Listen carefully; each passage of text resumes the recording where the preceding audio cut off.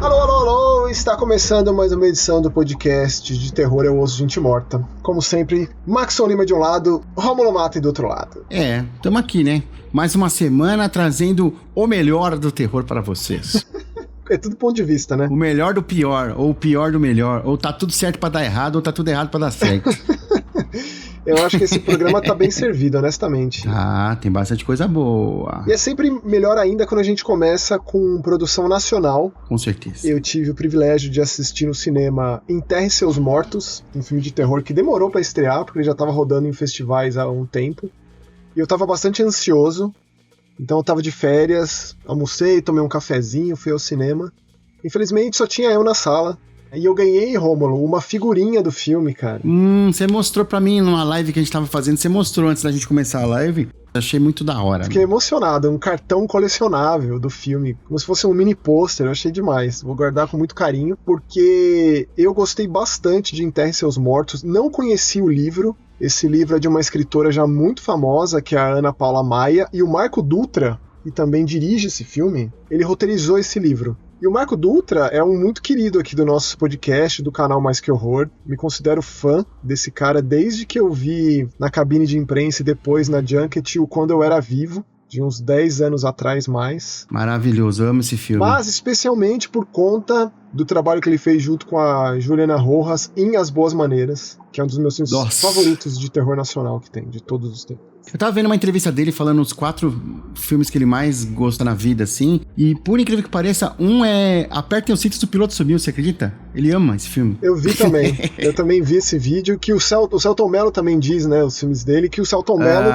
protagoniza esse filme. Não me lembro de ter visto o filme de terror com o Selton Mello antes. Você se lembra? Não. A gente tem um baita elenco nesse filme. Além do Selton Mello, tem a Marjorie Estiano, tem a Beth Faria, o Danilo Grangueia. Mas o grande lance pra mim, mais que tudo isso, mais que Marco Dutra, Selton Mello, Marjorie Estiano, até que a Beth Faria, efeitos práticos por Rodrigo Aragão. Nossa. Ele fez muita coisa, deu trabalho pra ele esse filme. Mas esse é um filme, ele é um pré-apocalíptico. Então a gente vive... Pô, você não falou da Ajuda no Massa, hein, meu, que é incrível também. Sim, mas é que é um papel pequeno lá pro final, mas muito bem lembrado. Está certíssimo, ela também... que é como se fosse a rainha do terror nacional, Gilda Nomas. Ela é muito boa, cara. É um papel pequenininho que ela faz, mas você tem razão, é mais pro final que ela aparece, mas tem que citar mesmo.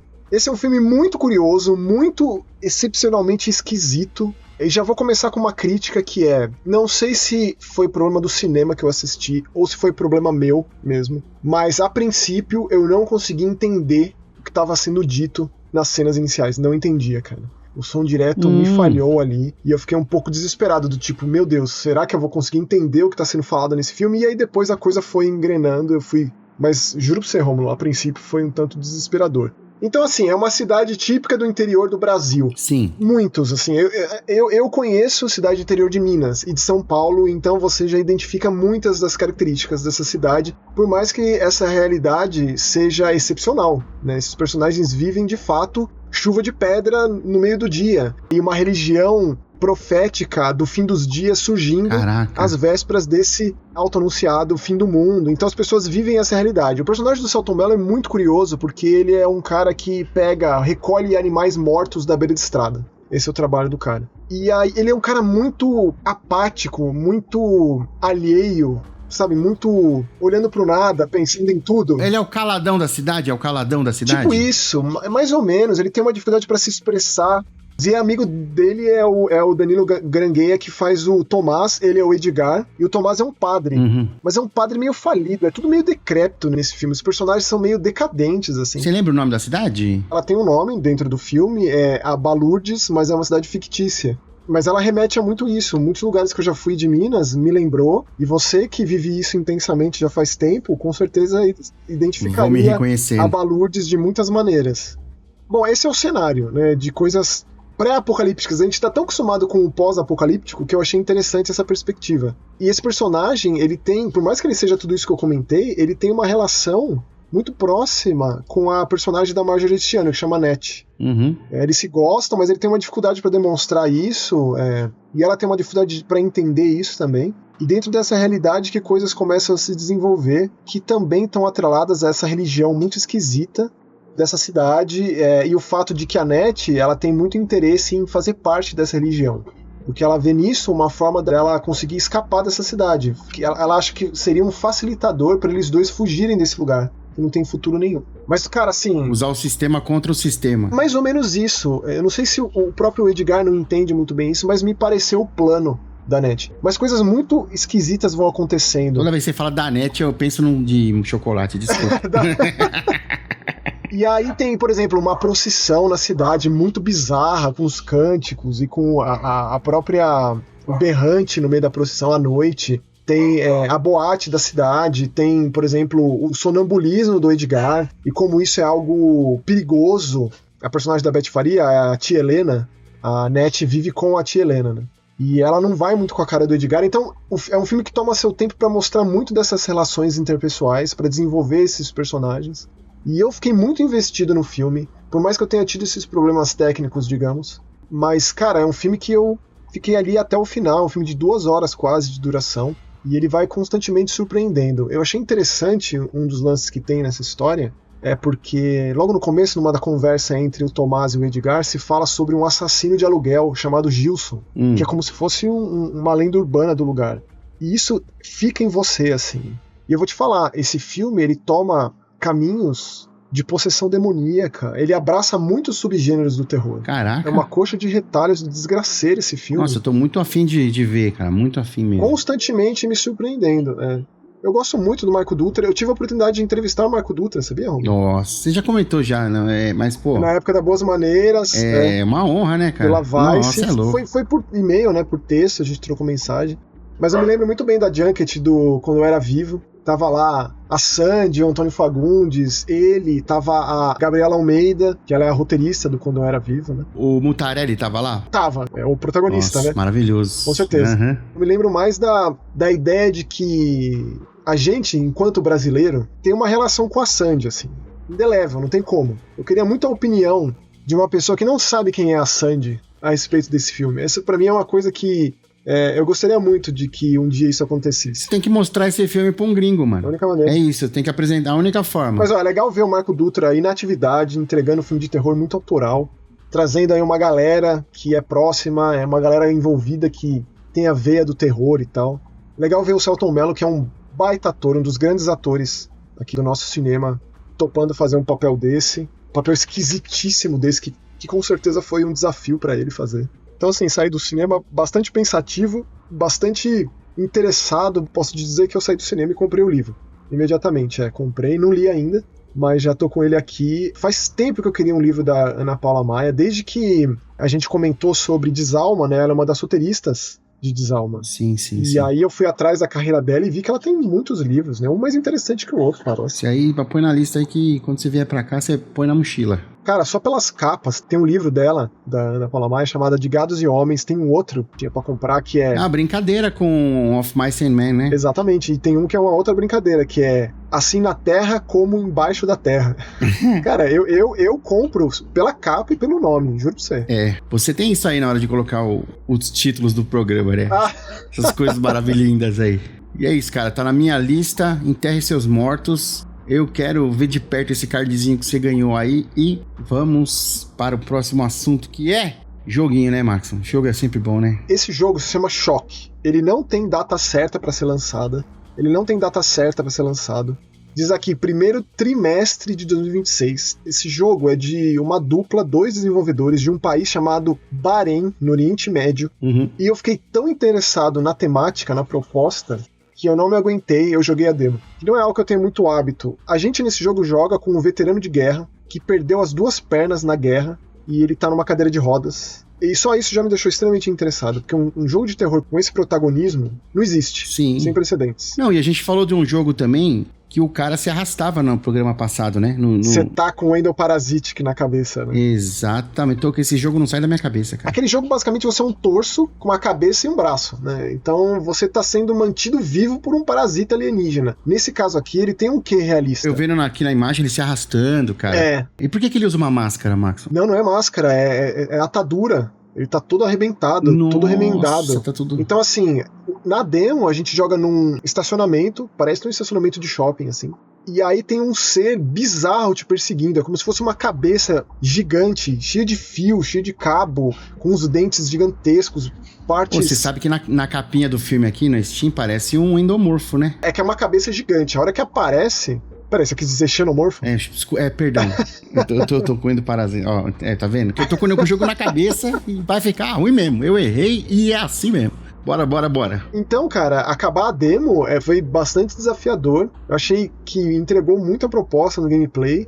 E fica só pra incitar essa curiosidade, pra vocês entrarem lá no Steam. Não sei se esse jogo vai sair pra outras plataformas, mas é aquilo que a gente já mencionou várias vezes. Colocar os jogos na lista de desejos do Steam faz muita diferença, ajuda demais os desenvolvedores, ainda mais de jogos independentes, pro jogo ganhar destaque, pro jogo já tá na minha aqui, mostrar assim, pra aparecer pra outras pessoas. Isso de fato acontece, isso de fato faz a diferença. Então, sem dúvida nenhuma, quando o Shock for lançado, o jogo completo, a gente se aprofunda mais dessa desenvolvedora chamada Heroes Punch Productions, de um país chamado Bahrein. Eu não conheci esse país, você acredita? É um país... Eu conhecia, porque eu amo geografia. É o Reino de Bahrein, um pequeno país insular no Golfo Pérsico. E além do Shock, a gente tem também um jogo da Tainted Packet, distribuído pela Assemble Entertainment, que é o Flash Made Fear, Maxon. Você jogou? Qual foi? Tainted Packet Games é um único desenvolvedor, o que me deixa chocado com esse jogo. Eu adoro o nome desse jogo, eu acho que eu já comentei aqui algumas vezes, mais lá no Mega Busters, como nome de jogo de videogame normalmente é uma coisa meio genérica, sem graça. Agora, Flash Made Fear parece já um clássico splatter dos anos 80, assim, sabe? Podia ser facilmente o nome de uma banda de thrash metal, cara, também. Não é não? Muito bom, cara. Com certeza. E esse jogo aqui é mais um que pega emprestado do Terror 1990, com polígono em baixa resolução, gameplay em tanque, câmeras fixas, inventário limitado, quebra-cabeça, a coisa toda. Saudades Resident 1. Não, esse aqui faz questão de abraçar de todas as formas. Então tem um grupo ali de policiais, aqui no caso de militares, indo pra uma cidadezinha, porque tem ali um cientista maluco, tem casos de morte, tem aberrações aparecendo, monstruosidades. Você escolhe entre um policial ou uma policial ali no começo, que dá caminhos diferentes já de cara no jogo, porque eu experimentei jogar um pouquinho no começo. O diferencial é que o cenário é todo 3D, né? Ele não é aquela coisa pré-renderizada como eram nos primeiros Resident Evil. A gente vai ter um outro jogo aqui que faz isso também, uma continuação muito esperada, mas que segue um outro caminho. O Flash Made Fear, ele, como posso dizer, ele se contenta em ser de fato um resiclone, como chamavam, né? Existiam os clones de Doom, os clones de Quake, sim. os clones de GTA, os clones de Resident Evil. Perfeito. Esse aqui mas é muito bem feitinho, dá pra ver que o cara, ele tem um carinho muito grande, não só pro Resident Evil, mas especialmente por esse terror dos anos 1980, que é um terror que marcou muito de gerações, né? É um terror muito expressivo. Ah, sem dúvida. Assim, eu tô vendo aqui, cara, inclusive, você falou que ele é um resiclone, né? Se você parar pra ver, até os inimigos, né? Tem um que parece o Tyrant. O jogador principal parece muito, lembra muito o Chris, né? Muito. Então você fala, nossa, cara. E a moça lembra muito a Jill. E tipo, a Jill, a personagem, ela chama Natalie. Uhum. Ela tem mais espaço no inventário, mas tem menos vida. É a mesma coisa. É muito assim, então não tem como. Então assim, o que esses jogos estão fazendo, pra alguém que nunca teve contato com os Resident Evil antigos, cara, e a pessoa gosta, cai nisso aqui e fica interessada e faz o caminho inverso. O que é muito difícil, né, Maxon? Uma pessoa que gosta de jogo de terror não ter tido contato nenhum com Resident Evil, olha, né? Mas eu acredito que exista, viu? Não, pode ser que não tenha com os Resident Evil antigos, Romulo. É bastante possível uma pessoa que começou a jogar videogame no Xbox 360, no PlayStation 3, ou até no PlayStation 4, que gosta muito de Resident Evil, sei lá, o remake do 2. Sim, ou até o remake do 1 mesmo, né? O remake do 1 ainda assim tá muito distante, né? Porque pensa, o remake do 1 saiu em 2002. Aí depois teve a remasterização, bastante tempo depois, mas ainda assim, né, eu acho que quem tem contato, um adolescente, 15, 16 anos, começou a jogar videogame, que quer um jogo de terror e cai num Resident Evil 4 Remake, ou no Resident Evil 7, no Resident Evil Village, por exemplo. Né, então ele faz o caminho reverso, é muito interessante essa abordagem, essa percepção. São pontos de vista muito particulares. Né, assim como eu falei o lance da Sandy lá quando eu era vivo, eu gostaria também de conversar com uma pessoa que tem essa percepção, que teve essa vivência, porque com certeza traz uma opinião diferente. A gente jogando um jogo desse, é impossível não ficar, sabe, tipo o Leonardo DiCaprio apontando assim, ó, o tempo inteiro. Porque a ideia é essa. A ideia é essa o tempo todo. é feito em cima disso. É uma pessoa que cresceu jogando esses jogos e que se tornou desenvolvedor de videogame e que faz isso porque é o que gosta, é o que ama, é o que quer fazer, etc. E tal.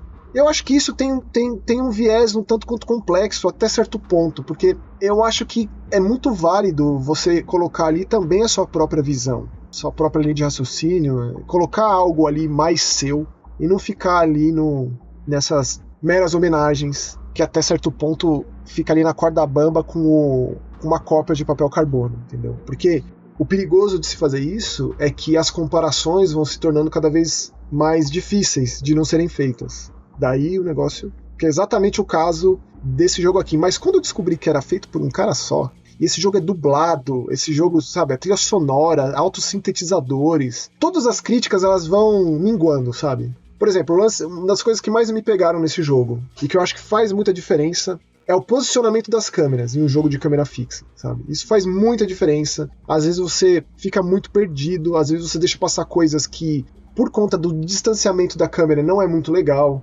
Você perde um momento ali. Então, essa é como se fosse uma fotografia de um cinema, nesse caso. Isso é muito importante. E faz a diferença de fato, né? Mas, de novo, é um cara só que fez, cara. Então, tipo, é surreal um negócio desse. Tem que vangloriar esse cara aí, meu, porque sabe como é difícil já na indústria indie, né? Um cara independente fazer um jogo e ainda mais fazer dessa maneira, né? Com esse tipo de execução, cara. Parabéns pra ele, cara, de verdade. Esse não é o primeiro jogo dele, ele tem outros, ele vem aí desde 2021 entregando jogos, pelo menos aqui no Steam, é o que eu vejo. Eu já tinha jogado um outro jogo dele chamado Suffer the Night. Eu não sei por que eu não comentei desse jogo aqui no Eu Ouço Gente Morta e nem lá no Mais Que Horror, pelo menos na minha pesquisa aqui eu não encontrei, talvez eu tenha falado, mas também é bem legal e bem diferente, então mostra como ele vai ali numa linha bastante abrangente de terror do metade final dos anos 90 pro começo dos anos 2000. Mas esse aqui com certeza é o jogo mais complexo dele, mais completo, variedade de inimigos, quebra-cabeças, etc, etc. Assim, custa 50 e tantos reais, tem que apoiar, cara. Quem gosta de jogo de terror, jogo indie, tem que apoiar, cara. Como você falou. Uma maneira de se apoiar, se você não for comprar, às vezes você vai falar, pô, tá 50 conto pra Steam, não sei. Só coloca na sua lista de desejos, cara. Já ajuda o desenvolvedor pra caramba. Por exemplo, eu não joguei alguns dos jogos dele. Tem esse aqui que me parece muito interessante, é Massacre at the Mirage, mas eu coloquei na minha lista de desejos. Custa uns 40 e tantos reais, quando aparecer uma promoção eu pego. Exatamente. O Steam tem promoção direto, toda hora. Mano, e no cinema temos mais coisa, né, cara? Infelizmente, eu não sei qual que foi a sua opinião, porque nós nunca sabemos, mas vamos falar sobre esse filme aí que tá com uma visão muito, assim, errada, na minha opinião, porque tá todo mundo falando que é o novo filme do Jordan Peele, né? E não é, cara, ele é produtor, não tá dirigindo, né? Que é o Him. Ah, mas é assim que vende. Him, o nome em inglês, Goat, o nome em português, das localizações mais esquisitas que eu já vi, porque não localiza nada. 2 nomes ruins. Né? Não quer dizer muita coisa, você tem que ir atrás desse acrônimo para descobrir o que quer dizer. Não tem nenhum subtítulo, que é algo que costuma acontecer quando vem um nome em inglês. Sim. Mas a proposta é muito interessante. Quando você associa o nome do Jordan Peele, já imediatamente as atenções se voltam pro filme. O nome dele tá maior do que o nome acho que o nome do ator, cara. Maior que o nome do Marlon Wayans, tá ligado? Eu achei complexo esse filme, Rômulo, porque, cara, eu gosto do Marlon Wayans. Ele entrega uma atuação muito memorável nesse filme. Dá pra ver que o cara mergulhou de cabeça nesse filme. Não, ele é bom, cara. Se você vê ele lá no Requiem para um Sonho também, cara, é absurda, né? Muitas pessoas conhecem os Wayans, os irmãos Wayans, só como atores de comédia. Mas o Marlon, ele não fez só Todo Mundo em Pânico lá. Ele fez, cara, filmes muito bons. Um deles realmente é o Requiem para um Sonho. A atuação dele aqui tá muito boa, mas eu não gostei, Nem cara. Mas eu acho que só. Eu acho que destoa, na real, porque esse diretor aqui, Justin Tipping, ele tem uma carreira de série de TV. Se não é o primeiro longa dele, é um dos primeiros. Ele fez muito curta e série de TV. Então é aquilo, o Jordan Peele, assim como grandes cineastas aí, eles dão subsídio, oferecem suporte para esses cineastas que estão começando. Mas me pareceu querer dar o passo maior que a perna, assim, claramente.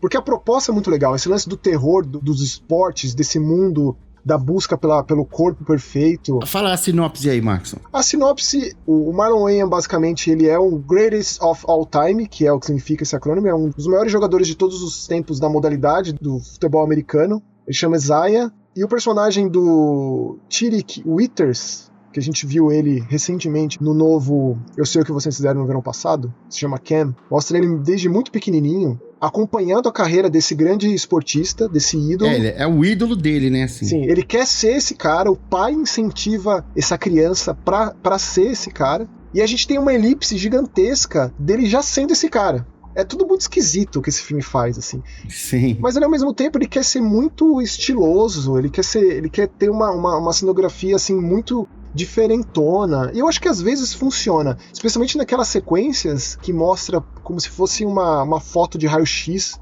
das personagens. Foi bastante marcante. Só que ao mesmo tempo, o roteiro, o texto, os diálogos em si, eles acabam se esvaecendo no meio desse estilo todo, na minha opinião. E o poder da mensagem acaba se perdendo, por mais que tenha um final bastante impactante. Então, é isso, cara. É esse menino que cresceu, ele tá ali com uma revelação. O Cam é o novo maior de todos os tempos. O novo Isaiah, né? O Isaiah, ele tá aposentado, né? Ele teve um acidente, se acidentou. Só que aí acontece algo também com esse Cam, que não fica muito claro o que aconteceu, porque esse filme ele tem umas analogias, ele coloca uns monstros aqui e ali de uma forma que, pelo menos pra mim, a primeira vez que eu vi, eu falei, que diabo tá acontecendo? Mas depois a coisa se perde, a coisa meio que, o efeito, ele vira fumaça, assim. Na verdade, esse filme, pra mim, ele me entregou muito mais ação, cenas de ação confusas, do que uma atenção ali na direção, né? Então, assim, o final, a construção da história a construção é confusa, o final não é ruim. Não, o final é a melhor parte, na minha opinião. Exatamente, né? Então concordamos com isso. Ah, sim.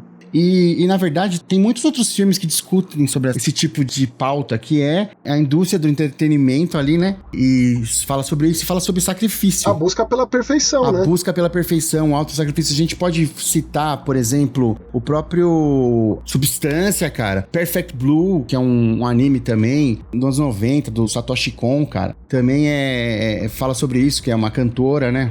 Esse aí eu acho que esse filme, essa animação aí, ela é como se fosse uma premonição para os tempos que a gente vive. É como se fosse... O Pânico 4 foi um pouco isso também. São esses filmes de grandes mentes, gênios, que antecipam problemáticas modernas, tecnológicas, de uma maneira, assim, assustadora. Então, se você não conhece, Perfect Blue, eu vi aqui agora, é de 97, tá? Eu não sou um cara muito dos animes e tudo mais, mas... Isso aqui tem que assistir. Na verdade, você sabe que o Satoshi Kon processou o Darren Aronofsky, né? Não. O Darren Aronofsky chupou muito, copiou na cara larga muitas das coisas que ele fez da carreira dele, em muitos dos filmes dele também. Ele já é falecido, o Satoshi Kon, infelizmente, foi muito cedo. E, tipo, ele foi embora desse jeito, entendeu? Com esse estigma. Você não esperava eu puxar um Satoshi nesse programa, hein? Não, pra falar desse filme, que é bem mais ou menos, com certeza não. Mas assim, cara, esse cara aqui, ó... Ah, não, você tá falando do Rim, né? Sim. Ah, bom. O lance é assim, cara, a atuação do Marlon Wayans destoa do resto, porque tem muito personagem jogado, que não desenvolve quase nada. O camarada aqui, o Tirique Withers, ele não consegue chegar lá no mesmo nível. Ele é aquela atuação muito física, ele entrega visualmente falando. É um cara que tá ali no alto da sua forma física, e isso é muito necessário, porque esse personagem ele passa por um grande trauma quando ele tá prestes a se tornar a nova grande promessa do futebol americano, e aí ele vai ter um treinamento ali na propriedade particular, lugar isolado, bizarro e tal, do Isaiah.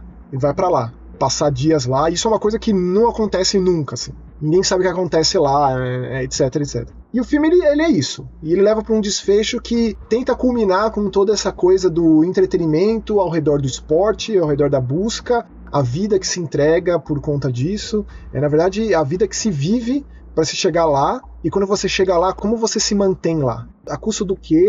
O que você está disposto a sacrificar, a abrir mão? Esse filme faz essas perguntas. Se ele consegue responder ou não, não necessariamente. Eu acho que precisava de uma direção... Se o Jordan Peele tivesse pego esse filme pra dirigir, talvez... Eu queria falar, Maxon, a gente sabe distinguir, que a gente que tá no meio, que a gente consome muito, a gente sabe que existe esse tipo de jogada, né, de Jordan Peele, mas não é a direção, é a produção, ou ele deu uma grana, foi o produtor executivo, enfim. Mas muita gente, eu tenho certeza que muita gente foi assistir esse filme por conta disso, que Com certeza. É do Jordan Peele, é o novo filme do Jordan Peele. Eu, particularmente, Rômulo, acho isso desonesto, cara. Até certo ponto, Rômulo, porque assim, não é uma informação errada. Produzido por Jordan Peele. É igual o Mike Flanagan tá associado ao Shelby Oaks, que a gente comentou semana passada. Gente, tá bom, mas vamos lá. O filme É a visão do diretor, cara. Do produtor Jordan Peele, mas o diretor é um nome desconhecido. Acontece, é muito comum isso acontecer, é muito comum. O produtor pode ser só um cara rico que dá dinheiro, Maxon. Se for produtor executivo, sim. Produtor não necessariamente. O produtor, ele tá envolvido com a coisa toda. Ele não deu só dinheiro. Dá dinheiro e pitaco. Eu acho legal você criticar, mas isso é extremamente comum de acontecer, mais ainda em filme de terror, que tem que trazer audiência. Da galera que fez Invocação do Mal, super comum. Do diretor de fotografia de Babadook, super comum. Absolutamente comum. Eu não acho que esse seja um problema. Não, mas assim, é explícito, o nome do Jordan Peele é maior do que o filme, cara. Mas essa é a minha opinião, né? Então... Mas eu reforço que não é uma informação equivocada, não é propaganda enganosa, é isso que eu tô dizendo. Não é pra nós que a gente sabe, Maxon, é pra quem, o cara que, moleque que tá assistindo filme de terror aí, que não começou agora e que viu Nós, que viu Corra. O moleque que tá começando a assistir filme de terror agora, ele tem que assistir de tudo. Inclusive filme ruim, filme mais ou menos, tem que assistir de tudo. E se foi o nome do Jordan Peele que levou ele lá, e ele tem esse interesse de associar uma coisa a outra, ele com certeza vai perceber que tem outra direção envolvida, qual que é a diferença de um produtor para um diretor, quem é que assina o roteiro, etc, etc. A conversa é muito profunda. Eu continuo com a minha visão, mas... Eu não tô querendo convencer você de nada. Eu nunca quero. A gente tem duas pessoas extremamente cabeçudas aqui que não dão um braço a torcer. Não, eu dou muito, mas essa aí eu não dou não. Nessa aí eu não dou não. Que nem tento. Então é o seguinte, brother, o GOAT, né? O Him, pra mim, é o que a gente discutiu aí. E assista por sua conta e risco, porque a gente vai falar agora de um jogo também que já virou filme, voltou para jogo, e vamos falar sobre Five Nights at Freddy's Into the Pit, Maxon. Esse eu tô curioso pra saber a sua opinião aí, meu. Ó, a gente tá às vésperas de um novo filme de FNAF. FNAF para os íntimos, né? Eu vi no trailer, quando eu fui assistir o Telefone Preto 2, passou o trailer do FNAF. Sensacional. Gostei. Altas expectativas. Esse aqui não é o jogo de FNAF desse ano. Ano passado a gente comemorou os 10 anos de Five Nights at Freddy's, que parece que é muito mais, porque tem muita coisa, tem muito livro, tem muita produção de fã. É o que mais tem a produção de fã na internet. O fandom de FNAF é absurdo, de fazer tudo, de videoclipe, curta-metragem, tudo que você possa imaginar, jogo de fã também. Mas tem muitos jogos oficiais mesmo. Tem envolvimento do Scott Calton, que é o criador da coisa toda. Tá envolvido, assim, profundamente com os filmes, mais ainda nesse novo filme. Esse aqui, Into the Pit, é o jogo que saiu ano passado. Infelizmente, a gente não tá falando sobre o jogo de FNAF que saiu esse ano. Tentei muito atrás, sempre tento demais ir atrás. Normalmente sou ignorado. O Secret of the Mimic é o FNAF que saiu esse ano. Uhum. Esse aqui chegou tardiamente. Ele é o jogo de FNAF do ano passado, como eu comentei, de um estúdio chamado Mega Cat Studios. E ele é bem diferente do que a gente está acostumado com Five Nights at Freddy's, porque ele é um jogo em pixel art, com gameplay com uma certa profundidade, mas ele é 2D, o visual, assim, ele tem uma certa profundidade num esquema que poderia ser um point and click, poderia ser um esquema um tanto quanto Clock Tower, mas não necessariamente, porque a gente controla o menininho Oz, que é o protagonista da história. E ele vive uma vida ali não muito feliz. A família com problema financeiro, o pai que leva ele numa pizzaria caindo aos pedaços, porque é só isso que ele consegue oferecer para essa criança, e ele entende isso, mas até certo ponto, né? Ele também tá bastante insatisfeito com isso. Daí um dia que ele tá nessa pizzaria, que não é do Fred Fazbear, se isso já te faz pensar, ele resolve brincar na piscina de bolinha, e quando ele pula lá, é justamente esse Into the Pit do título. Quando ele emerge dessa piscina de bolinha, ele tá no auge dessa pizzaria, é como se ele tivesse voltado no tempo, que era de fato a pizzaria do Fred Fazbear, com os animatrônicos lá no palco, Tica, Bonnie, tocando os instrumentos, o próprio Fred. E ele fala, o que tá acontecendo, né? As crianças vestindo uma roupa estranha, aquela roupa de décadas atrás, né? Mas ele cria amizade com a molecada, brinca com eles, não sei o que lá. Só que assim, dura pouco tempo isso. Os animatrônicos despirocam aquela coisa toda que a gente conhece de FNAF e começa a sangria desatada, a perseguir a molecada. E aí, quando ele tenta escapar, voltar lá pra piscina de bolinha, Bonnie, que acabou...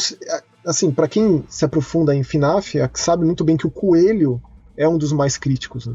Posso falar os motivos. Pra quem assistiu o filme, talvez tenha ficado um tanto quanto dúbio essa informação, mas pra quem jogou os jogos, não.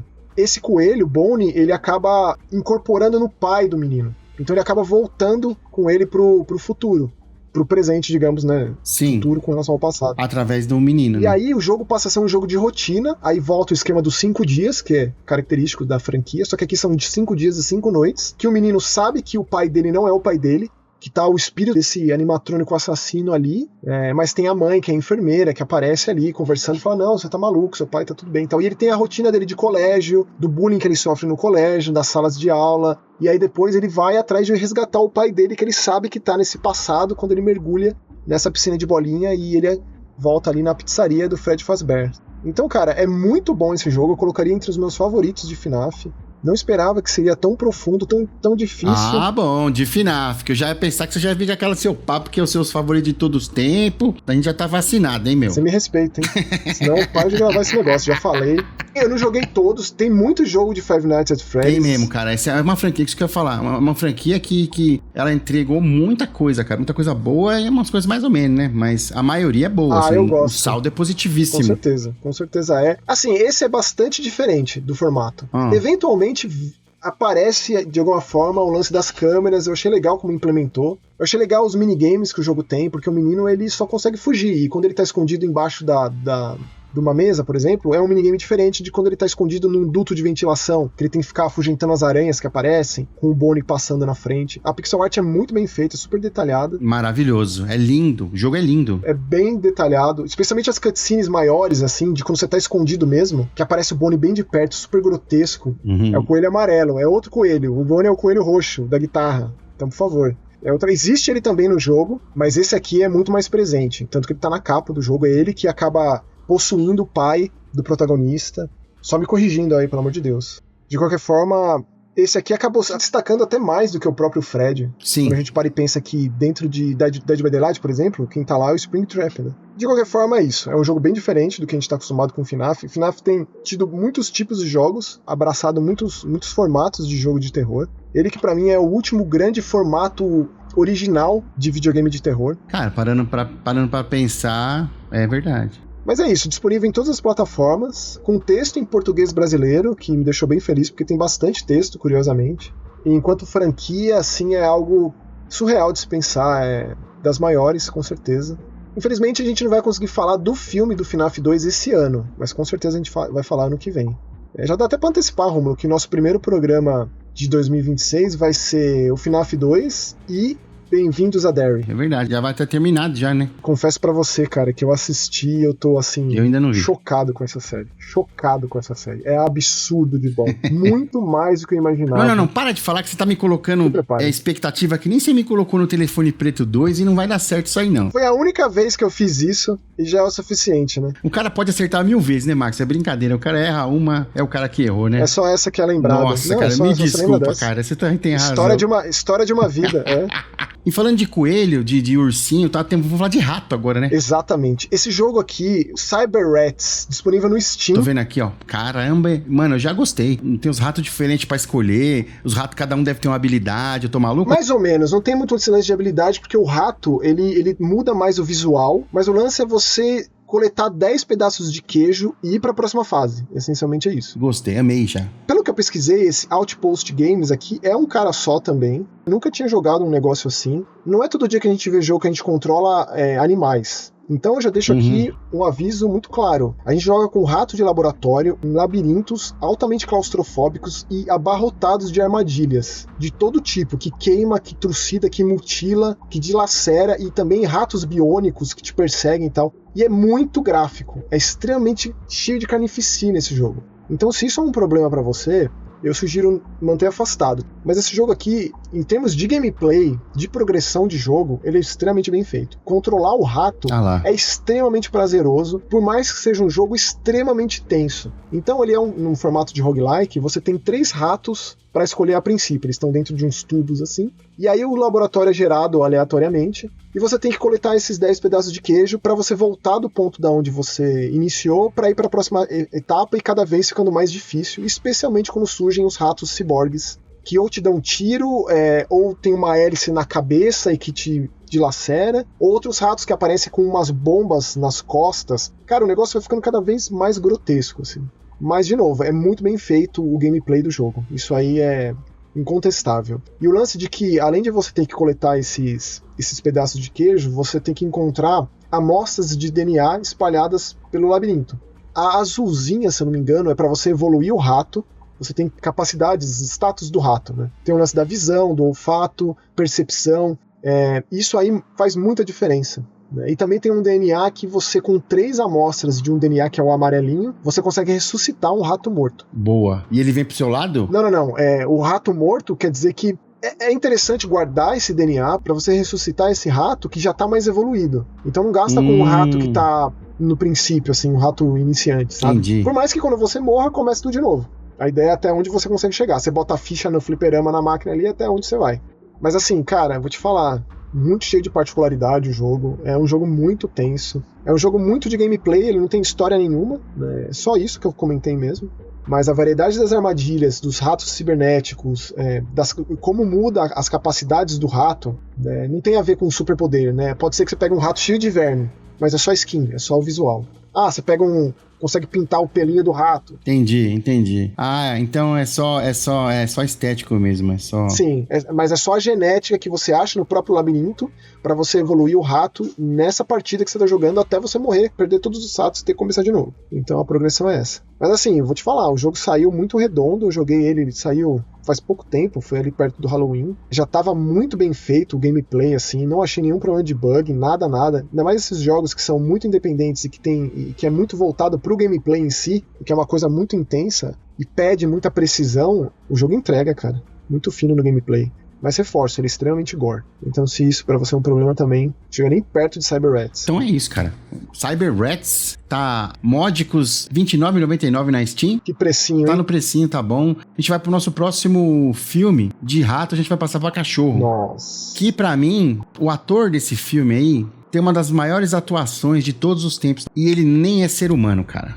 É um cachorrinho. Estamos falando de Bom Menino, e não estamos falando do Bom Menino da porcaria daquele filme lá, que o cara se veste de cachorro, e que se fosse brasileiro já tinha dado 2 tapas na cara do dono dele lá e ido embora, não. É muito bom você mencionar isso, porque Sim. é o mesmíssimo nome. Mas é péssimo, e só não confundir. É Good Boy, esse filme não foi localizado, então não tem um nome oficial aqui pra gente, mas O Bom Menino chegou aos cinemas. Um filme muito indie, tão indie quanto indie, o nome do nosso protagonista. Experimental, cara, totalmente experimental, é uma coisa que eu nunca tinha visto, né? A gente tem aí a história de um cara que ele se muda, né, com o doguinho dele, pra um lugar novo. Indy é o nome do doguinho. Sim, é o Indy, e a gente acompanha a história dele e do Indy, só que o Indy ele tem um algo a mais, cara. Eu até filosofo aqui e penso, será que é só o Indy que tem algo a mais porque a gente viu o Indy nesse cachorro, ou será que todos os animais são assim, Todos né? os animais. Eu tenho o privilégio de conviver com 4 gatos dentro de casa, o Maxon tem também. A gente sabe que esses animaizinhos, esses nossos companheirinhos, cara, eles sentem as coisas. Quando a gente não tá bem, quando a gente tá bem demais, eles ficam felizes, ficam junto. Quando a gente não tá bem, eles sabem, eles chegam perto da gente com amor, eles salvam a gente. Da mesma maneira que o Indy aí tenta fazer isso, né? O filme inteiro, salvar. Esse filme ele é muito particular, porque o diretor e o roteirista ele se chama Ben Leonberg. O Indy é o cachorro que vive com ele. Eles compartilham a vida juntos. E ele fez esse filme pro cachorro. Não sabia dessa formação, não sabia, Tanto mano. que ele não é o protagonista, né? Ele tem um ator ali. Pra mim ele é. Mas ele se chama o Shane Jensen. Mas assim, o grande lance... Cara, tem o Larry Fessenden. O Larry Fessenden é o pai dele. O Larry Fessenden, ele bota o dedo, o negócio vira algo de especial. O lance esse cara, ele tá com um problema de saúde, né? A gente acompanha no começo ele no hospital, o cachorro no hospital com ele, a irmã dele muito próxima, uma família muito unida nesse sentido. Ele sai do hospital, ele resolve ir morar na casa do avô, que é uma casa bem no meio do mato. Fica claro que eles passaram boa parte da infância ali, tem boas memórias ali, mas essa casa é uma casa mal assombrada. Tem essa peste de mal assombrada, assim, é conhecida assim. Os irmãos falam sobre isso, e aí ele vai morar lá, independentemente disso. E a casa tá abandonada, o vô já não vive lá há muito tempo, falecido já há muito tempo. Como o vô faleceu é uma questão dentro do filme. E o cachorro já vê coisa e já tenta alertar, e já tenta, né, desde o princípio. Logo nos primeiros minutinhos do filme ali, você já vê que... o cara tá errado, né? O cara tem que ir embora, velho. Pelo amor de Deus. E qual é que é o grande lance? O lance desse filme é a perspectiva que ele te põe, né? Porque ele mal mostra o rosto dos adultos. É um negócio meio Tom e Jerry, meio Muppets. Não, assim. E assim, o ponto de vista é na altura do cachorro, né? Então, quando tá o cachorro, você vê, tipo, a cintura do dono com a mão, sabe? Eu acho complexo usar esse termo, porque não é a primeira pessoa do cachorro. A gente quase sempre vê. O POV em cinema é usado pra isso. A câmera que pisca. Existem filmes de terror que a câmera até pisca. Aquele maníaco do Elijah Wood, por exemplo. Aquilo lá é um POV de cabo a rabo. Aqui a câmera, ela tá ali acompanhando, mas ela precisa mostrar o cachorro. Porque você... Deixa eu me corrigir. É um over the shoulder do cão. É que muitas vezes... Gears of War, é do cachorro ali. É o Resident 4. É isso mesmo. É isso. Faz sentido. É que assim, o filme, ele te coloca em situações que você tá com medo junto com ele. Você tá ali com ele o tempo inteiro. E você quer que não só ele saia daquela situação, mas faz você perguntar também se aquela pessoa que tá ali vivendo aquela vida, se ela também quer sair daquilo. Porque ela se insere naquele negócio, sabe? Ela sabe do que tá acontecendo. Ela sente aquilo, mas ainda assim ela quer estar ali. É uma questão que esse filme levanta. Porque assim, a história não tem história. Não é esse o ponto. O lance é todo esse minuto a minuto do que esse cachorro tá vivendo, os pesadelos que esse cachorro tem, que é uma coisa assim assombrosa. Tem sequências de arrepiar de cabo a rabo, assim, cara. Eu fiquei arrepiado em muitas sequências desse filme. O final é devastador, o final eu chorei. É um final lindíssimo e muito triste. Eu não cheguei a chorar também. não, mas é triste demais. Mas eu achei assim, mais do que, por exemplo, Natureza Violenta, que a gente comentou aqui recentemente, que também é tão experimental quanto esse filme, esse aqui, de fato, eu acho que ele funciona muito mais. Ele não fica só na tentativa e erro, digamos. Eu acho que esse aqui é um filme que a gente nunca tinha visto, uma perspectiva dessa. Tem muitos filmes de terror com animais, porém, protagonista, e ter essa história tão particular de quem escreveu e dirigiu... Não. Tem filme de terror com animal, onde geralmente o animal é o algoz, né? Também tem isso. De filmes de Animal Attack, né? Com certeza. Assim,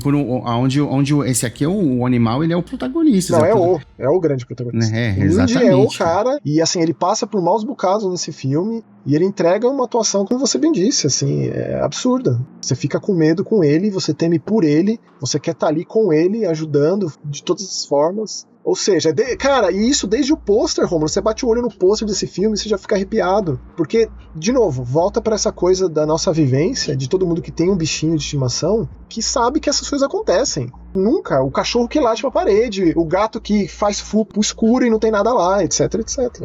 Exatamente. É constante, faz você pensar, e esse filme ele pega essa ideia e transforma em 1h12 de uma experiência de terror. Ele é relativamente curto, né, mas é uma experiência completa, assim. Pra mim, maravilhoso, cara. Bom menino, assistam e depois vem dizer se eu tô errado sobre a atuação do Indy aí, cara. E agora temos mais os últimos 2 assuntos antes da Agora Profana. E esse próximo assunto é um jogo que o Maxon tava esperando pra falar, hein? Tava. Jogo chileno. O Maxon falou tanto desse primeira versão, estamos falando de Tormented Souls 2, cara. E aí, senhor Maxon Lima? É muito difícil lidar com expectativa, né? Eu frisei bastante o lance do Flash Made Fear, porque ele e o Tormented Souls, eles estão ali de mãos dadas, nessa coisa de resgatar o horror de sobrevivência noventista em videogame, né? O primeiro jogo, em 2021, tem vídeo lá no Mais Que Horror, eu fiquei assim, extasiado quando eu joguei esse jogo. Ele entregou em todas as frentes, né, o primeiro jogo. Ao mesmo tempo que ele abre mão dessa coisa muito contemporânea, ultra contemporânea do terror retrô, né, em termos gráficos. Sim. Esse aqui ele tem visuais muito impressionantes. O primeiro já tinha em 2021, esse aqui agora é surreal. Então assim, a história do primeiro Tormented Souls é muito convulsionada, é uma história excessivamente complexa, envolve viagem no tempo, etc e tal. É complexo o negócio. E esse aqui continua aquela história. Então assim, fica a minha recomendação, imagino que quem tenha gostado do outro jogo já tenha até jogado esse novo. Mas precisa de uma recapitulação, porque ele é aquele tipo de jogo que a história é bastante importante. Então a gente joga de novo com a Caroline, a gente joga de novo com a Caroline. Caroline Walker, né? É a mesma protagonista, então. É a mesma, que passou por um calvário no primeiro filme. Conseguiu resgatar sua irmã. Quem se lembra do que aconteceu naquele primeiro jogo e agora o fato da irmã, a Ana, tá aqui pequena? Né? Elas estão indo para uma abadia no Chile. É um jogo que se passa no Chile. Eu achei isso bem legal, porque elas são canadenses, as irmãs. A Ana, ela tem um dom de premonição, assim. Ela desenha coisas, ela sonha, desenha, essas coisas acontecem. Uns desenhos horríveis. Então, primeira cena são elas no trem, indo até essa abadia isolada, no meio do mato, nas montanhas. Ela desenhando umas coisas, tipo, como se fosse psicografando mesmo, né? Sim. E a ideia é que elas duas vão chegar nessa abadia e vão ser acolhidas por freiras que têm um tratamento ali. É como se fosse um spa também, de uma forma ou de outra. Só que quando chega ali, o negócio desanda rapidamente, né? E o lance está atrelado ao avô delas, que era um cara muito maquiavélico. Existe uma seita envolvida a uma entidade cósmica, abissal, milenar, acontecendo aí por trás dessa fachada. Eu não me lembro do primeiro Tormented Souls ser tão Lovecraftiano quanto é esse. Esse aqui, ele abraça Lovecraft, o horror cósmico, abissal, assim. Se tivesse 20 braços, abraçaria com os 20 braços. Mas vai com os 20 tentáculos mesmo. Então, de novo... A Steam não taca a tag de Lovecraftiano, hein? Deveria. Ou eu não deveria estar falando isso? Mas assim, cara, eu vou te falar, eu acho que isso pode vender ainda mais o jogo. Sim. O fato é que a pessoa que jogou o primeiro, eu acho que invariavelmente gosta e vai jogar esse. Porque ele mantém todas as características, ele não excede em absolutamente nada, ele nem se esforça em fazer isso. Ele só continua a história, ele traz cenários absurdos, com pelo menos isso, da minha lembrança. A variedade de cenário desse jogo me surpreendeu bastante. Eu pensei que fosse ficar ali na abadia, mas muito pelo contrário, a coisa expande bastante, você explora bastante dessa cidade. Os cenários são destaque, com certeza, o visual dos cenários. Eu reforcei o lance do posicionamento de câmera, porque é um diferencial. Esse jogo aqui, essa galera Dual Effect manja nesse aspecto, tem um tratamento mais aprofundado, mais fino, estudado com relação a isso. O posicionamento de câmera desse jogo aqui faz com que tudo soe absurdamente épico e cinematográfico e assustador e Hitchcockiano. É maravilhoso nesse sentido. Porém, isso também, assim como no primeiro jogo, é um contraste com o visual das personagens. Eu acho que a modelagem 3D das personagens não chega nem perto, não é uma fração do impactante que é o cenário. O detalhamento, o quão impressionante é. Então leva um período, pelo menos pra mim, pra me adaptar com relação a isso. Ele entrega também o gameplay em tanque, se você quiser, ou também tem o gameplay convencional, entre muitas aspas, né, pra mim. O convencional para esse tipo de jogo é o tanque, mas eu sei que muita gente não gosta, então dá para você jogar no analógico e controlar de uma maneira que para cima, para baixo vai para baixo. É uma confusão quando a câmera muda, né? Mas ainda assim, essa opção facilmente você troca ali. Eu comentei no The Lacerator, filme recente do Fernando Tits, né, que você escolhia no começo do jogo câmera over the shoulder ou câmera fixa. Então assim, eu acho que quando tem essas opções, eu acho sempre muito maravilhoso. Mas esse jogo aqui, Romulo, é um jogo muito difícil, extremamente difícil. Não tô falando nem da dificuldade... O primeiro já era difícil também, né? De quebra-cabeça, cara. Os quebra-cabeças são absurdamente complexos, na minha opinião. Cascudo. Muito difícil, assim, parece point and click, sabe? Parece Myst, nem tanto.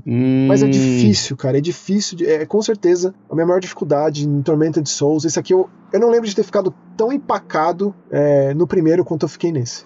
Os inimigos são difíceis, são umas monstruosidades horrorosas que batem forte, destroem a Caroline. Então é difícil com propósito ou é difícil só por ser difícil? Não, você tem que prestar bastante atenção, às vezes não é só ler documento, às vezes tem que lembrar de diálogos, tem que prestar atenção no cenário, você tem que colocar algumas coisas numa ordem que talvez você não tenha explorado nessa mesma ordem que o jogo quisesse que você tivesse feito, mas é difícil chegar a algumas respostas, é difícil. O lance de como você usa os itens também deixa aberto para que muitas coisas aconteçam, né? O jeito que você combina item, como você usa as coisas no cenário, eu acho difícil.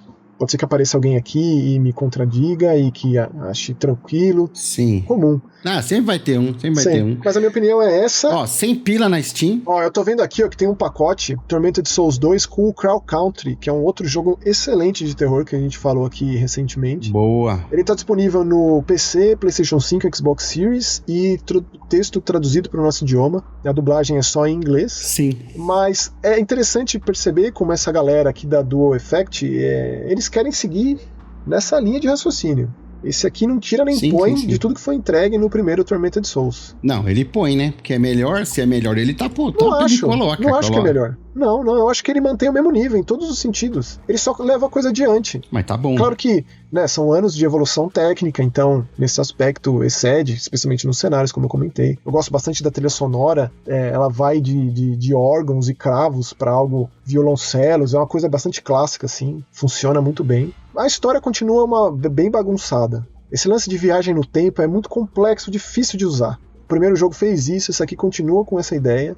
Né? Não só viagem no tempo, mas também tem a coisa do outro lado.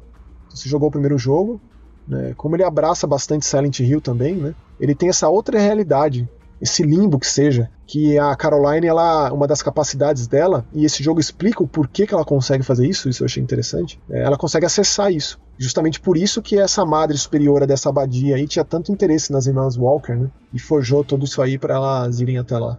Como a história começa e tal. Mas, cara, assim, a expectativa era alta, entregou, não esperava nada mais, nada menos que isso. E já de novo tenho que mudar o meu top 10 de terror em videogame em 2025. Te falar uma coisa. Listinha que vai pra cima e vai pra baixo. Vai pro lado, diagonal, é difícil. Então, cara, agora a gente vai chegar no ponto, né?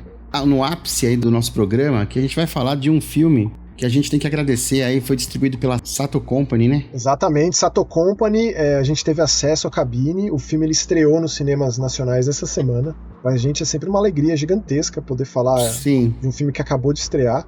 Deixo o agradecimento aqui mais uma vez então à Sato Company e ao Edgar Marques, que foi o assessor que nos enviou a possibilidade de assistir. Muito obrigado, Edgar. Pode mandar que a gente fala aqui mesmo. A possibilidade de assistir Dollhouse, a boneca da casa. Ô, Maxon, posso dizer que não foi uma possibilidade, foi o prazer de assistir Dollhouse, a boneca da casa, porque eu vou te falar, meu irmão, já tô entregando aqui, ó. Gostei e não foi pouco não, tá? Assisti ali com a dona Jaqueline, cara, numa tarde chuvosa de sábado, com a cortininha fechada, tomando uns susto pra c... e susto bem dado, não é aquele jump scare besta, né? Construção, pode falar. Pra mim, esse filme aqui, ele já é um clássico contemporâneo do terror japonês, do J-horror.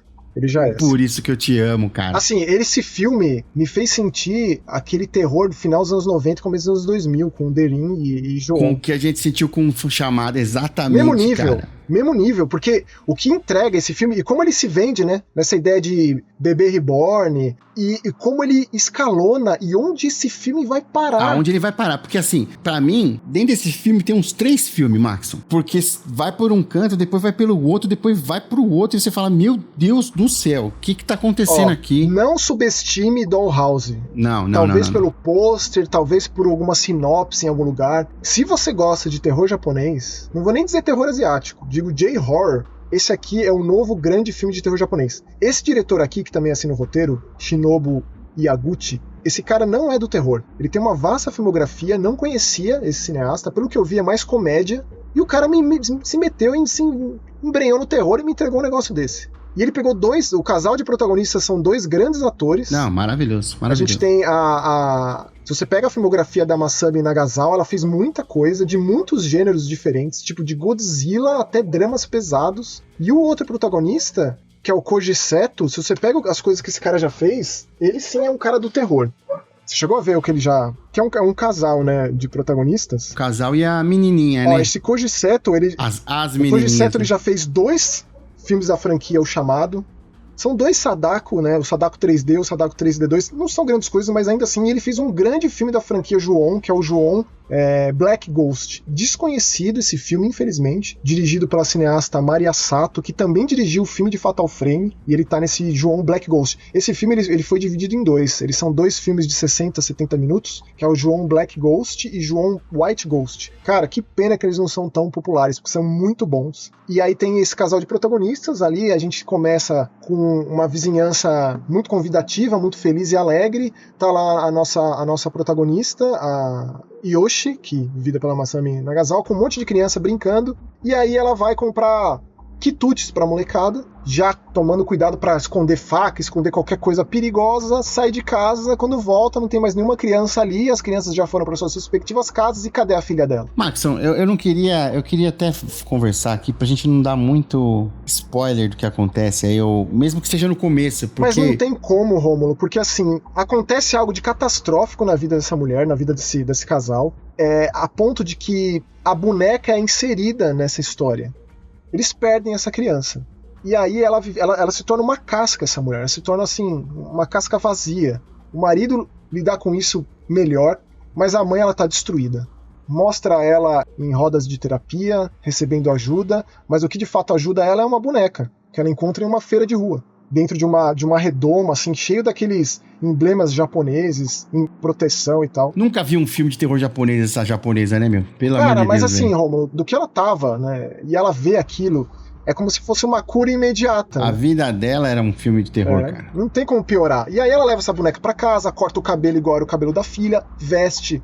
E ela não é uma bebê reborn, ela não é uma boneca um bebezinho, né? realista. Ela é como se fossem essas bonecas tradicionais japonesas, seculares. A boneca da Xuxa do Japão, cara. É que é algo mais religioso, né? Se você jogou Fatal Frame, você já viu essas bonecas pra tudo que é lado. E aí muda a vida da pessoa, ela fica feliz, ela volta a existir e ela fica grávida de novo, aparece uma nova menininha, uma nova criança na vida desse casal e a boneca é esquecida. A Mai, que aqui elas perderam, e tem a Mia, né? Que é a nova, né? E aí, Rômulo, aí o negócio vira o terror japonês, folclórico, mitológico, lógico. Max, nós não vamos. Não pode falar as coisas, Max, porque nós vai estragar a experiência dos outros. Cara, esse filme é muito bom. É muito bom. Esse filme, o Rômulo falou que são os 3 filmes dentro desse filme, mas ele parece que tem uns 10 finais. Porque só destrói, só piora. Sim. Eu não acreditava, porque assim, acabou, chega. Mas não, o sofrimento continua. E vai, e vai. Eu saí desse filme exaurido, destruído, assim. Que é do jeito que a gente gosta, né? É isso, cara. Dollhouse e a boneca da casa, de novo. Não subestime esse filme. Só ia agradecer mais uma vez lá, a Sato Company só. E que bom que eles trouxeram, porque a Sato é mais especializada em animação, filmes de animes famosos, dramas e etc. A gente vai manter a Sato muito próxima, porque que traga mais filmes de terror. Por favor, e que o Shinobu Yaguchi aqui, ele continue fazendo filme de terror, cara, porque... Mambo, hein? Os grandes mestres não têm entregado grandes filmes. O Hideo Nakata, por exemplo, continua fazendo filme de terror, mas, né? O próprio Takashi Shimizu. Se vocês escutam a gente e levam nossas dicas a sério, Dollhouse. Vai valer o dinheirinho. E agora chegou a hora, Romulo. Chegou a hora do que, Maxon? Agora profana. Começa agora. Agora profana. Maxon, no programa anterior, o patrão tinha ficado louco, né? Nós começamos a dar jogo pra caramba. E aí a gente vai falar o nome dos vencedores aqui, né? Chamá-los. Você já, obviamente, já enviou as mensagens pra enviar as chaves dos que eram pra ser por tempo. Ser o primeiro que respondeu. E a gente vai decidir junto aqui qual que é a melhor resposta pra ganhar a chave do Mimesis. Então eu vou começar pelo primeiro comentário, que é do Breno Dornelles, cara. Há 1 minuto. Ele acabou de escrever. Surreal. Alô, vocês, grandes amigos do terror. E da vida também, por que não? Pô, tamo bem.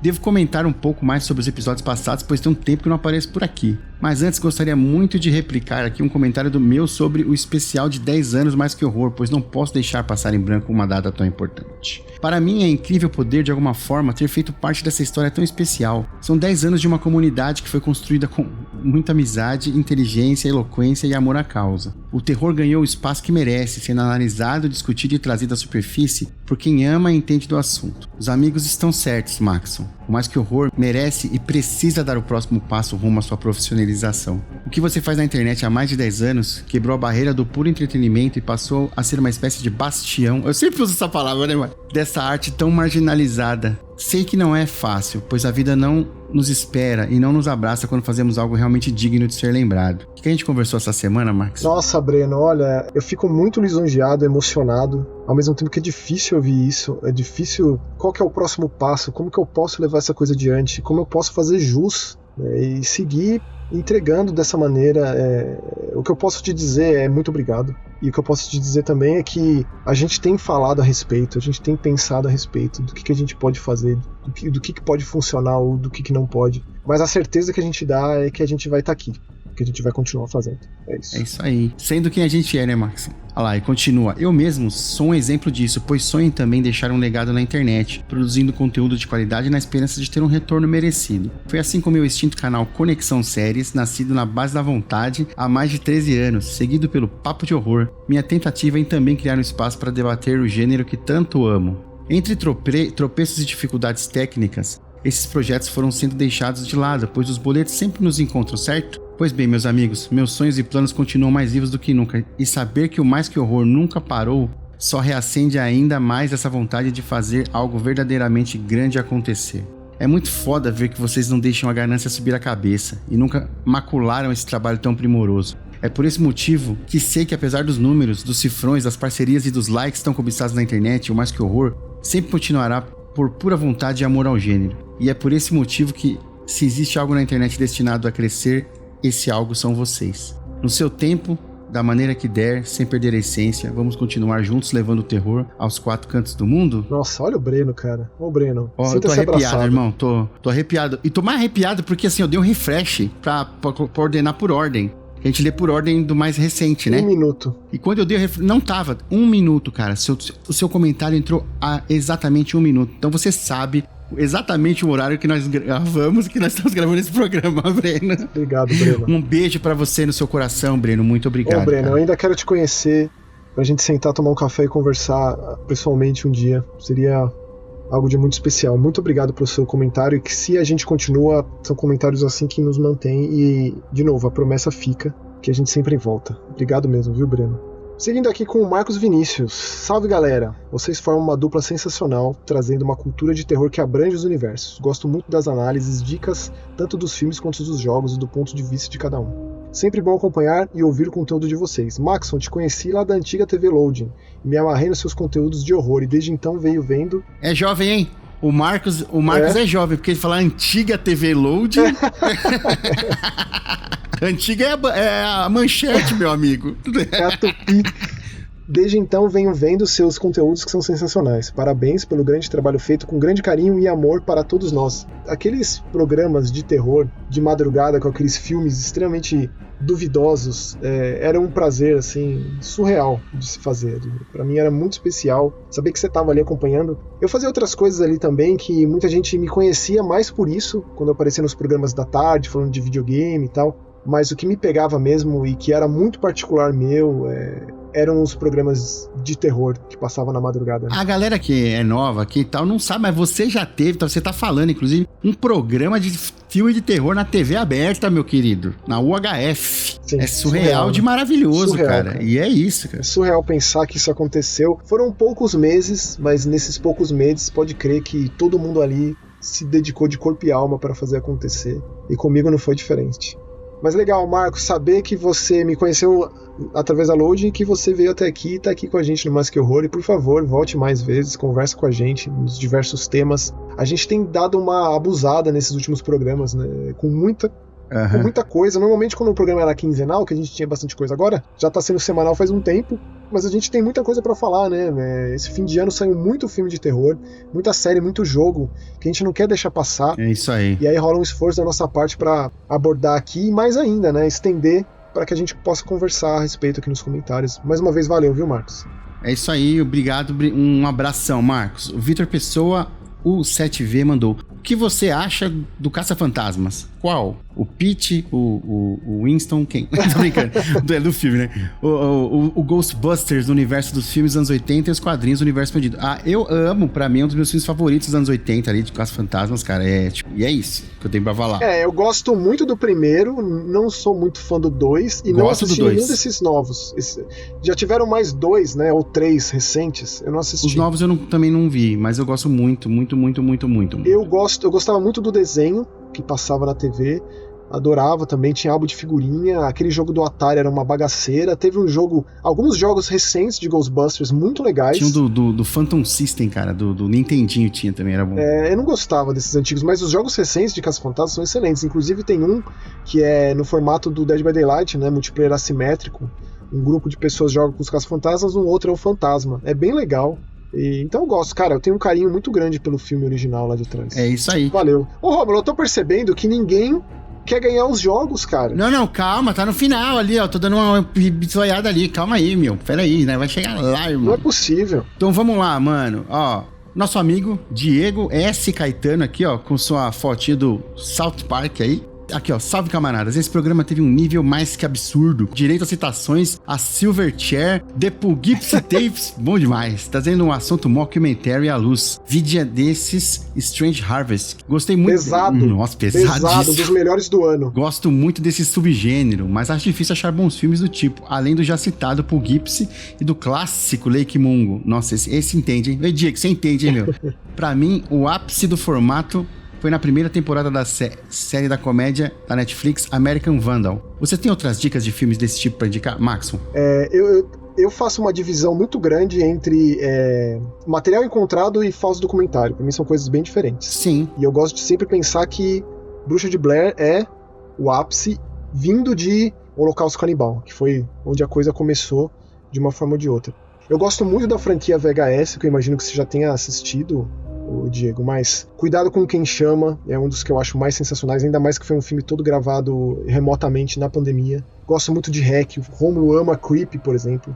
A franquia Atividade Paranormal tem muita coisa boa ali no meio. Assim na Terra como no Inferno foi um filme que me marcou, especialmente porque eu assisti no cinema e o som direto daquele filme foi pesado.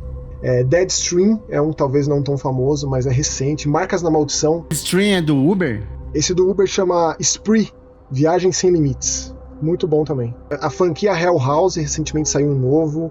Possessão de Deborah Logan, muito bom no formato de falso documentário. Gonjinhan, o sul-coreano, Manicômio Assombrado.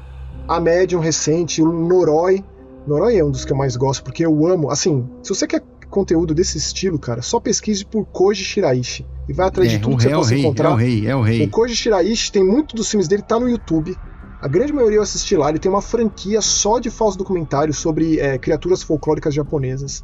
Tem muitos filmes. Então, assim, pra fechar, Diego, Koji Shiraishi, vai fundo no Koji Shiraishi, tudo que você possa encontrar dele. É isso aí, ele mandou um abraço, até a próxima. Um abração. Valeu, Diego. Tchau, Diego. Um abraço. Ó, ninguém quer ganhar jogo, só isso que eu falo, vai ficar em aberto. Ó, seguindo aqui com o camarada Rick Gateiro, Rick Devark. Olá, seus lindões, valeu pelas indicações. Esse balpite é coisa do capeta, ave Satã. É verdade. Aliás, tive que vir comentar por causa do comentário do William sobre A Hora do Pesadelo e respeitosamente queria fazer algumas reflexões. Primeiramente, particularmente, considero A Hora do Pesadelo 1 meu filme de terror favorito de todos os tempos. A ideia de que algo físico ou metafísico está ligado a uma das necessidades mais primordiais e importantes, que é o sono, me apavora desde criança. Não há como correr. Se o Fred fosse um monstro da comida ou da água, você conseguiria despistá-lo, mas ficar sem dormir é impossível. E isso posso falar com total certeza, pois devido ao falecimento do meu pai em agosto, fiquei sob tanto estresse que, após 2 dias seguidos sem dormir, basicamente eu apaguei em cima da minha moto e me arrebentei todo. Então é uma necessidade que ou tu faz, ou teu corpo fará por ti. Nossa. Rick, mais uma vez, sinto muito você ter passado por tudo muito, isso. Cara. A gente tá sempre aqui pra conversar, trocar ideia com você em todos os aspectos, e eu não poderia concordar mais com você. Fred Krueger é, em teoria, o mais assustador de todos os monstros de filmes de terror. Dito isso, eu acredito que existe uma diferença entre crítica e opinião, algo que sempre falo para os meus alunos ao falar sobre uma obra. A diferença entre você falar não gostei de algo, achei um lixo, e esse algo ser um lixo é enorme, e pode haver um abismo aí. Acredito que pelo fato do William não gostar de coisas sobrenaturais, ou preferir assassinos físicos, há um preconceito já estabelecido sobre a obra. O que não necessariamente quer dizer que ela seja ruim. Porém, não agradou você. Quer ver um exemplo? Eu acho o Iluminado, do Kubrick, uma porcaria. Um filme de mau gosto e com uma história aquém da obra original, porém, reconheço como uma obra cinematográfica tecnicamente fantástica de um diretor renomado com várias obras. Mas nem o Stephen King gosta dele. O Stephen King gosta da versão nova, da versão carro. Só o Stephen King e o Rick que não gosta do Iluminado. É só vocês dois.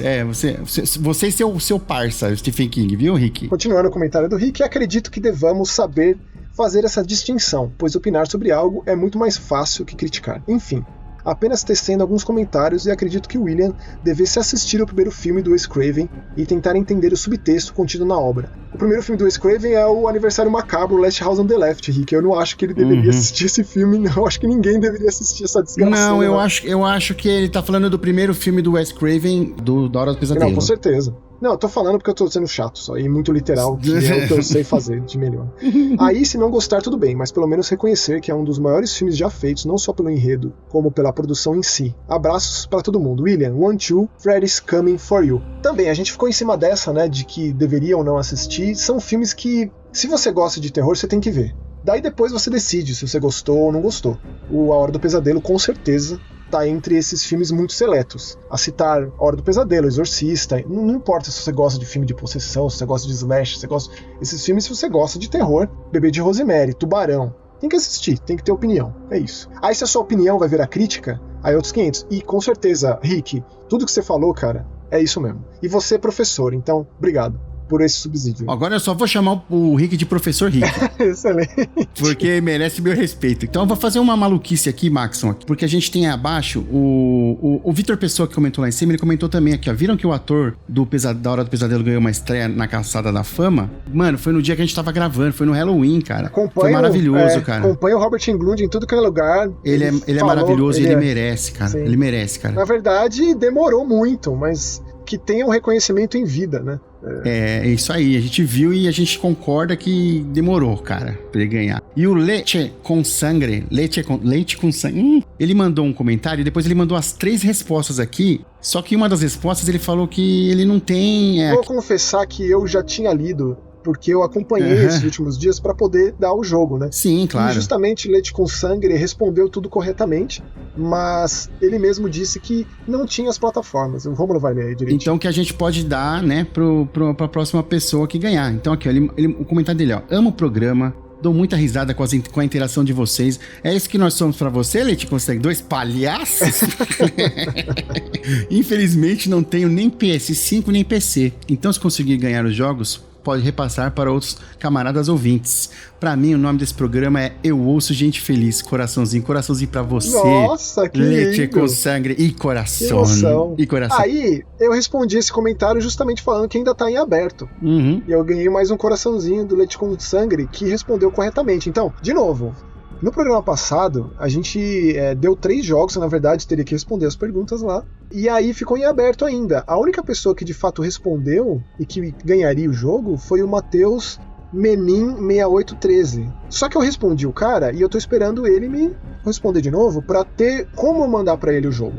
Então o Hana de PlayStation 5 já é do Matheus. Só tô esperando ele me responder pra poder mandar. Porém, tanto o Mimesis quanto o The Sinking Forest estão em aberto. Quem for lá responder corretamente vai ter que ouvir o programa, ou então você vai lá e lê as respostas do Leite com Sangue, que tá certinho, é só copiar que leva também. Se bem que, né, o Mimesis é um negócio mais complexo a resposta, né? Mimesis tem que impar, né? Tá ligado, né? Então é isso, cara. Obrigado, gente, a todo mundo que acompanhou. Um abraço pra todo mundo que sempre vem aqui e comenta. É um prazer estar aqui com vocês. E próxima semana a gente volta, né, Max? Sem dúvida estaremos aqui. Beijo, beijo. Tchau. Um beijo.